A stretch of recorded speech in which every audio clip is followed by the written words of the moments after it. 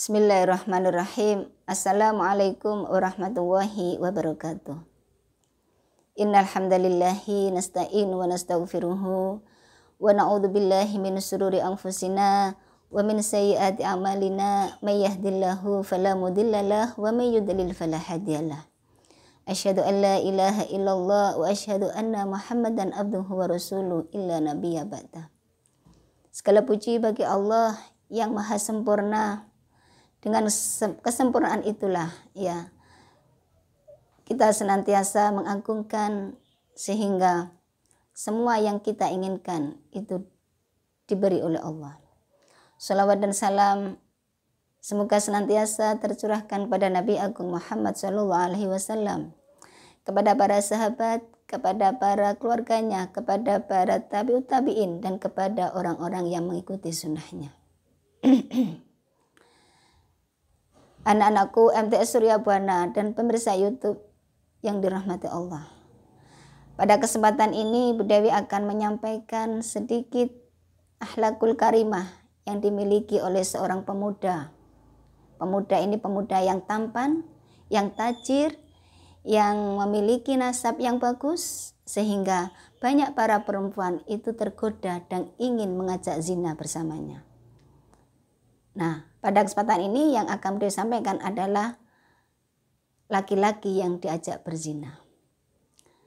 Pada suatu ketika, karena si pemuda ini memiliki ketampanan, memiliki akhlak yang baik, kemudian memiliki kekayaan yang luar biasa, sekaligus memiliki keturunan yang luar biasa juga, maka tidak sedikit perempuan itu tergoda, ingin mengajaknya berzina dan juga ingin menjadi istrinya. Nah, perempuan-perempuan tadi tidak hanya perempuan yang fasik, tetapi perempuan yang soleh pun juga ingin menjadi istrinya. Dan perempuan fasik ini tentu ingin mengajak berzina, yang itu sampai nanti bagaimana caranya supaya pemuda ini itu berhasil kita ajak berzina. Semua cara dilakukan. Namun apa yang terjadi? Masya Allah ya. Pemuda ini ketika ajakan-ajakan syaitan itu mengalir di telinganya dan di hadapannya, apa yang terjadi? Yang dilakukan adalah dia selalu menjawab, saya takut pada Allah. Saya selalu dilihat oleh Allah. Seperti itu. Namun suatu ketika ada seorang ibu, ini adalah ibu istri pejabat ya. Karena ibu ini istri pejabat, maka si ibu ini memiliki harta yang luar biasa dan juga kecantikan tentunya. Nah, sehingga dia dengan sombongnya mengatakan, perempuan lain tidak mampu mengajak pemuda ini berzina, tapi pasti saya akan berhasil mengajak berzina dengannya. Suatu ketika si ibu ini memiliki strategi ya, bagaimana caranya supaya pemuda ini bisa sampai berhasil saya ajak untuk berzina. Apa yang dilakukan? Siang hari ketika masuk sholat zuhur dan kebetulan si rumah ibu ini dilewati anak pemuda ini untuk menuju ke masjid. Nah, suatu ketika si pemuda ingin ke masjid lewat di depan rumahnya. Apa yang dilakukan? Si ibu ini menyuruh para pembantunya memanggil pemuda tadi. Hei anak muda, tolonglah majikan saya. Majikan saya sedang sakit keras di kamar, sementara bapak tidak ada di rumah. Apa yang terjadi? Akhirnya si pemuda ini masuklah ke dalam rumah dengan tanpa berpikir panjang apa yang terjadi. Karena memang anak pemuda ini adalah pemuda yang soleh, yang ikhlas membantu siapapun. Sehingga yang ada di pikirannya adalah hanya membantu si ibu yang sakit keras ini. Namun apa yang terjadi? Ibu-ibu, anak-anakku sekalian, yang terjadi ketika si pemuda ini masuk rumah, kemudian diajaklah ke kamar oleh pembantunya. Dan di situ yang dilakukan oleh majikannya adalah merayu si pemuda diajak untuk berzina. Kemudian ditawari kemewahan, ya, mau harta, mau kecantikan saya atau apa. Nah, bayangkan apa yang terjadi pada saat itu ketika para lelaki itu tidak memiliki keimanan. dan ketakwaan kepada Allah. Pasti tidak digoda aja tertarik, apalagi digoda, apalagi diajak, dan itu ditawari lagi, pasti akan terjerumus kepada hal-hal yang tidak diinginkan oleh Allah. Namun hal ini tidak terjadi kepada pemuda ini. Yang terjadi tetap yang dikatakan oleh pemuda yang ganteng, tajir, ini adalah saya takut kepada Allah. Saya tidak akan pernah menjalankan apapun yang dilarang oleh Allah. Tetapi si ibu yang fasik ini tidak gentar sedikit pun, bahkan dia selalu merayu laki-laki ini, merayu pemuda ini untuk terus diajak berzina.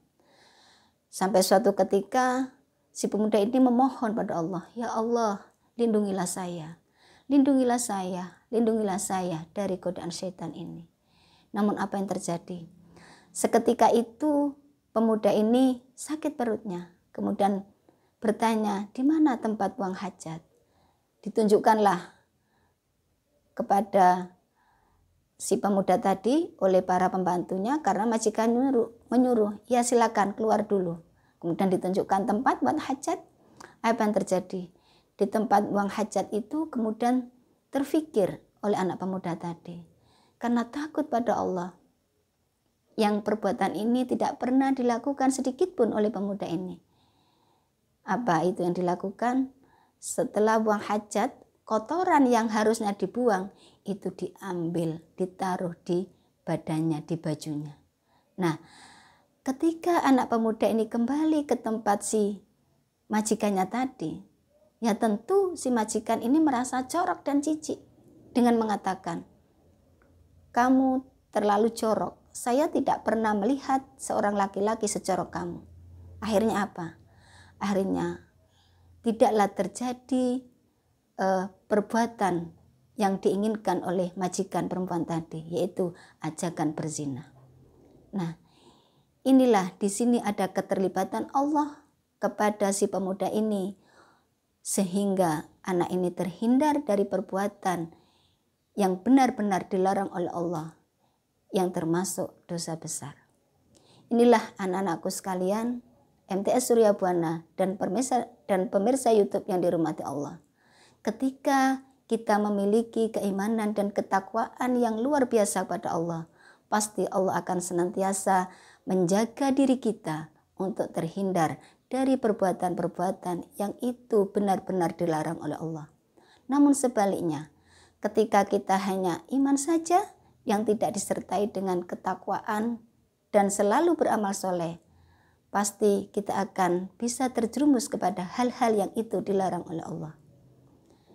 Begitu juga ketika nanti anak-anak dalam menemukan pergaulan yang itu bisa menjerumuskan kepada misalkan mengajak kalian untuk berbuat kriminal yang itu dilarang oleh Allah.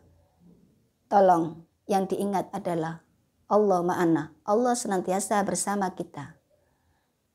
Sehingga dengan begitu kita akan ingat bahwa itu adalah perbuatan yang dilarang oleh Allah, yang nanti akan menjerumuskan kita kepada dosa. Demikian yang dapat Bunda Dewi sampaikan. Semoga bisa membawa anak-anak kepada perbuatan yang senantiasa diridhai oleh Allah. Ihdinas siratal mustaqim. Wassalamualaikum warahmatullahi wabarakatuh.